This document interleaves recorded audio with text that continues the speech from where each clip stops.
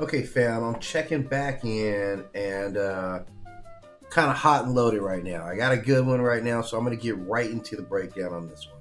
Obviously, you can see like what I got going on in the background. I'm going to be talking about astrology and astronomy, but I'm not going to lie. What I got going on in the background, I'm mostly going to be talking about astrology because astrology, while it seems nice and it seems innocent and it feels right, man, it's one of the most like deceptive belief systems of all time. Like this stuff, astrology is not based on anything real. It's really not. Like, and here's the thing.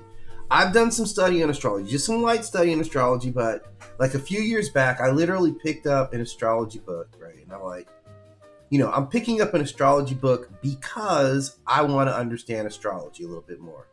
And I'm not gonna lie to you guys. I'm gonna be very open and honest about my experiences with astrology, right? Like, I'm just getting the live stream going for YouTube here, so bear with me 1 second, right? So a few years back, I'm like, okay,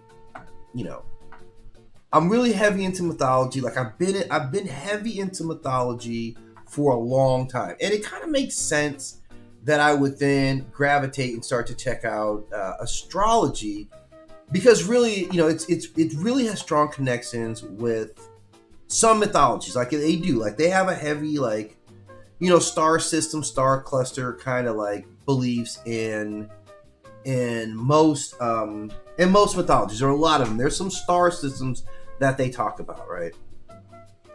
And the thing about it is, like, we've been talking about this, like, astrology for a long time. It's not anything new, right? This isn't new stuff, right? This is actually rooted in our ancient culture, okay?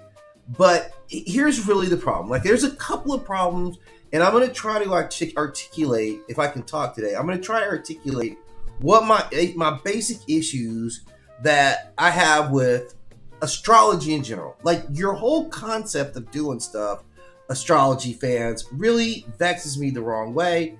And here's the thing. You do all this at the disrespect of this star in which we live under, right? Like, this is the whole thing. I see people, their entire behavior based on astrology. I'm a Virgo, I'm associated with this star system, or I'm a that because I'm associated with this star system. But the whole thing is, you're not. Like, all this is not actually, it's nothing. After hearing this over time, I had to do something about it. Like, I'm standing up for our sun. I'm standing up for the only sun that's ever had our back, right? I'm not joking with you. Our sun is the only star. Let's not forget that our sun itself is a star, right? So I don't know what you guys think when our sun, our star, hears you guys talking about some other stars and how you're born into some other star. I don't know how you make our star feel when you say, oh, I'm a Taurus sign, I'm born in a Taurus. That's a whole nother different cluster of stars while you live on a star every day of your life. And just think about it. Your star is more than just like some thing that's around here. This thing feeds every plant on the planet. Feeds because of this thing, right? Everything about it, this drives your climate with its temperatures and wind. It regulates your sleep. This star that you just completely disrespect, that you're completely disrespecting, right? It regulates your sleep patterns, your hormones, and your energy.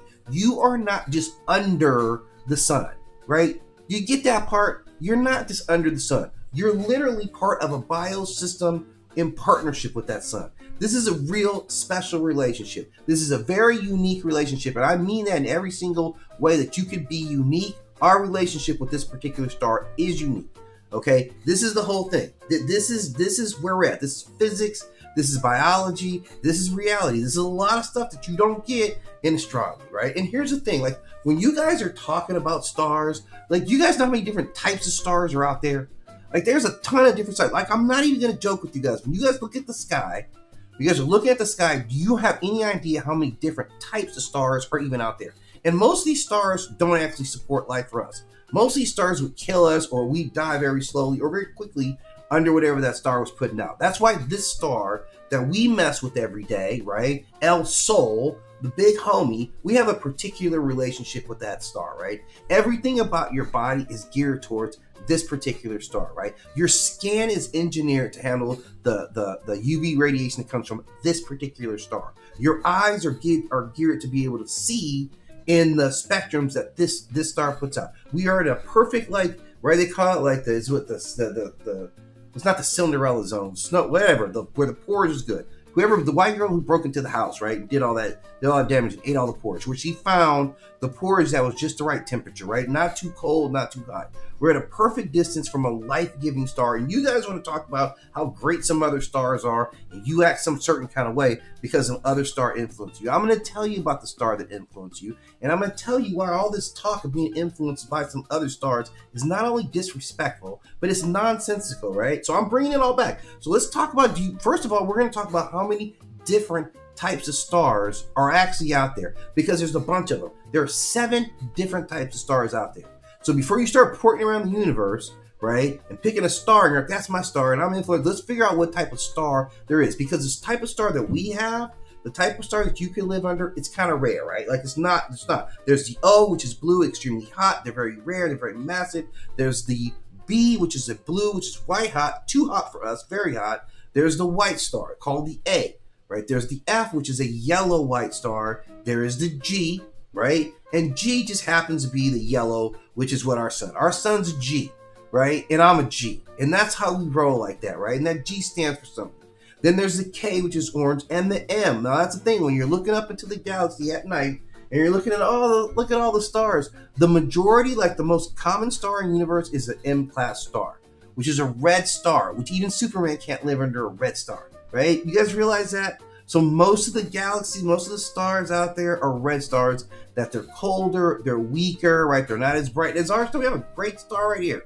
This is one of the most stable models of stars that you can get. And that's the whole thing. You guys aren't even looking at, well, what type of model is, or what's mileage, because all these things matter. It's not just, you guys see a cluster of stars and you see a pretty pattern and you say that has some type of cosmic meaning, right? That's what you guys are doing. Not even lowering that. Look at all these stars. All these stars, out of that 7 types of stars, there's even classes. Your classes, your super giants, your bright giants, your subgiants, your main sequence stars, which is important because we live under what? We live under a main sequence star. Okay? That's important, that you should know about the star system that you're disrespecting so much, that keeps you alive every day, is in itself a main sequence star, which we call a normal star. Then there's your subdwarfs and your white dwarfs. There's all types of star systems that are out there going on to different things. And here's the thing.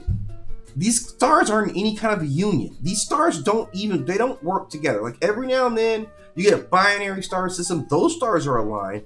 They're in a pattern together, energy like siphoning pattern, right? But most stars are independent contractors. Every star has got his own management team, and he's out there filing a 1099 for work, right? These stars are not associated. There is no union of stars, right? And we talk about all these different stars, all those categories I gave you, and then we add on the origin of the star, like its particular timeline, because they're not all living and thriving at the same time. You have protostars, which are forming stars, main sequence stars, we just talked about, giant red stars, giant stars. These are aging and expanding stars. You have white dwarfs, which are collapsed cores. You have neutron stars, which are ultra dense remnants of a star. And then, if they're massive enough, we get the big bad boy, which is the black hole, right? Right. So that's a lot of combinations of stars. We're looking up in the sky, just seeing patterns and saying, well, that's my star. These are my stars. So you get all this luminosity, multiple A stages, all these different things. So even when you look up in the sky and you see a star cluster or a pattern, and you're like, wow, that's my star system right there. Even the stars within that star system are all different stars. Some are red, some are white, some are the other spectrum, some are collapsing, some are expanding, some are just forming, all that within one star system. And here's the thing that's crazy about it. These stars are not only not connected to you, they're not connected to each other. These stars are often, even if we just look at the Taurus star system, these stars are often several thousand miles or several 100,000 light years away from one another. These stars aren't close to each other in any way. So even when you pick a star cluster, pick a cluster of stars that you think is your cluster, and none of those stars are even going to be close to each other. They're definitely not in any type of connection with one another. That's the thing that actually makes it kind of crazy, is because here's the thing. here's how we got star systems. Let me see if I can find this image, because there's one I wanted to pull up that I think really says a lot. Like, we can really break down what this nonsense with these stars is going on. Like, you guys live on this personally perfectly good stars, right? It's like you're like, Mom, can we go to McDonald's? And she's like, yeah, we got McDonald's at home. And you know what? We do got McDonald's at home. We got the best McDonald's ever. It's not even McDonald's. We're not even gonna call our stuff McDonald's, because it's not McDonald's. It's the greatest thing of all time. It's the ultimate food that nurtures you. Or you guys are like, oh my God, it's a Taurus star system. That's what you guys are like, and it's making our star feel bad about itself, man. Because it's like, I'm giving all this life to you. I'm loving you guys. I'm giving you starlight all the time, and you guys are just running around disrespecting me by flirting with other stars just blatantly in front of me. Okay, these stars here. This is the Taurus star system, which anybody who's like, I'm a Taurus the bull, we let out. Okay, this is just a pattern in the sky. It's just a pattern in the sky, right? You see the Pleiades star system here. You see Aldebaran. This is the brightest star. These stars are like 400 light years away from each other.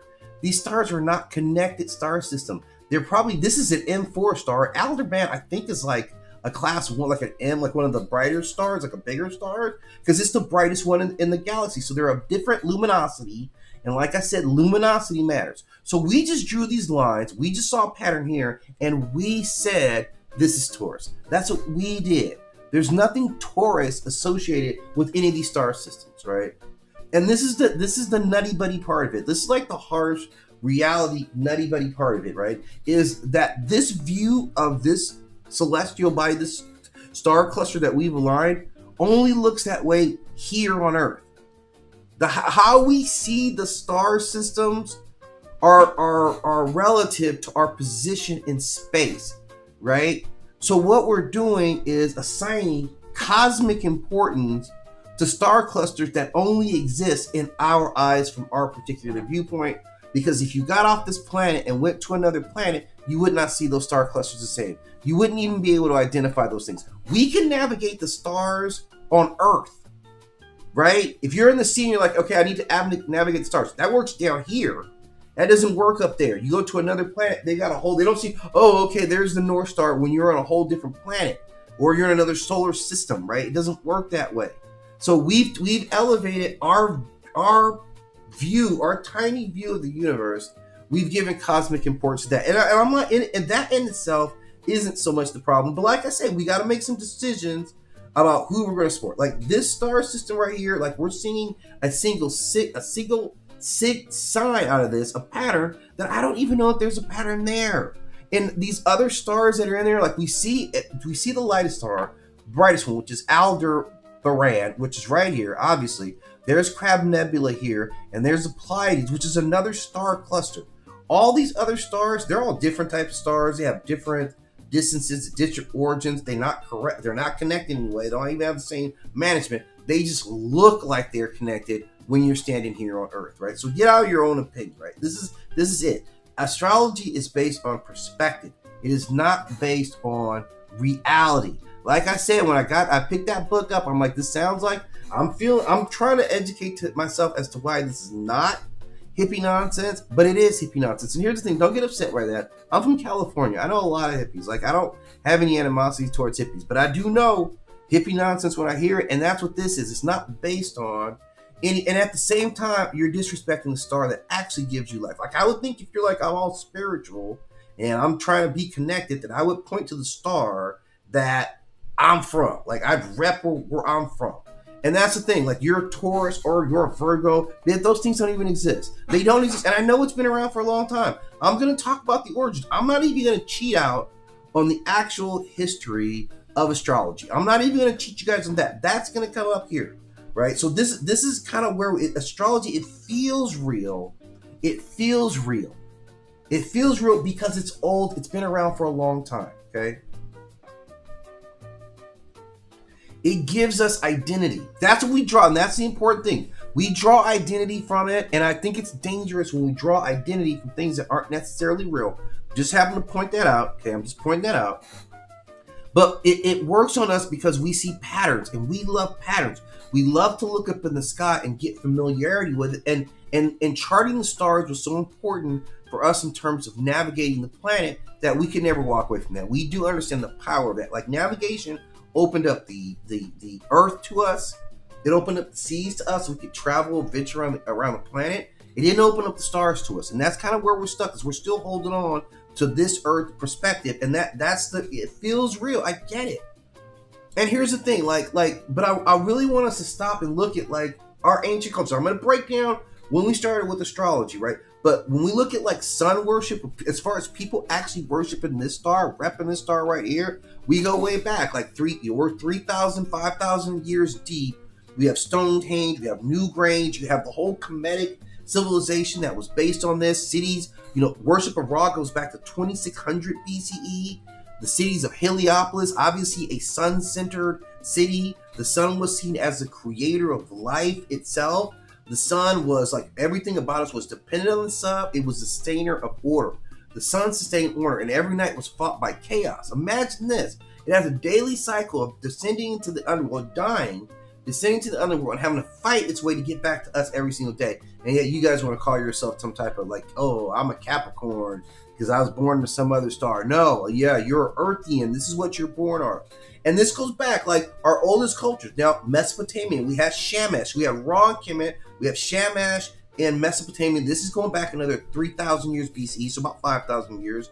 He was associated with justice and truth because the sun sees all. This is what we used to think about the sun before you guys came along, right? Before you guys started taking over here. We see this in all types. We have Akhenaten's worship, who was like a singular sun type of scenario, right? So all this stuff we see wrapped in this divinity itself, right?